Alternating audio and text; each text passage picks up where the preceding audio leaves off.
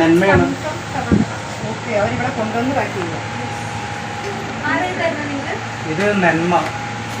തിരൂരിൽ നിരോധിത കൃത്രിമ നിറം ചേർത്ത് അൽഫാം വിൽപ്പന നടത്തിയ 2 കടകൾ അടച്ചുപൂട്ടി ഭക്ഷ്യസുരക്ഷാ വകുപ്പ്. 30 കിലോയോളം കോഴിയിറച്ചി പിടിച്ചെടുത്ത് നശിപ്പിക്കുകയും ചെയ്തു. തിരൂർ പുല്ലൂരിലാണ് ഭക്ഷ്യസുരക്ഷാ വകുപ്പ് 2 കടകൾ അടപ്പിച്ചത്. വൃത്തിഹീനമായ ചുറ്റുപാടിൽ ഭക്ഷണം പാകം ചെയ്ത 6 കടകൾക്ക് പിഴയും 4 കടകൾക്ക് നോട്ടീസും നൽകിയിട്ടുണ്ട്. വരും ദിവസങ്ങളിലും പരിശോധന തുടരുമെന്ന് ഭക്ഷ്യസുരക്ഷാ ഉദ്യോഗസ്ഥർ അറിയിച്ചു. News bureau, Tirur. വളാഞ്ചേരിയിൽ വസ്ത്രവൈവിധ്യങ്ങളാൽ വീരേതിഹാസം രചിക്കാൻ സിൽക്ക് പാലസ് വരുന്നു. ജൂൺ 1 ശനിയാഴ്ച കാലത്ത് 10:30 ബഹുമാനപ്പെട്ട പാണക്കാട് സെയ്ദ് സാദിഖ് അലി ശിഹാബ് തങ്ങൾ ഉദ്ഘാടനം ചെയ്ത് തുറന്ന് പ്രവർത്തനം ആരംഭിക്കുന്നു. ഉദ്ഘാടന സമയം ഷോറൂം സന്ദർശിക്കുന്നവരിൽ നിന്നും തിരഞ്ഞെടുക്കുന്ന 5 പേർക്ക് 2000 രൂപയുടെ പർച്ചേസ് വൗച്ചറും 15 പേർക്ക് 1000 രൂപയുടെ പർച്ചേസ് വൗച്ചറും സമ്മാനമായി നൽകുന്നു.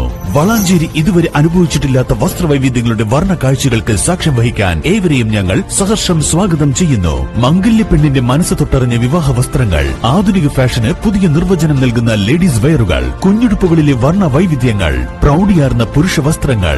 Silk palace, Calicut road, Valanchery. Phone 9539832033.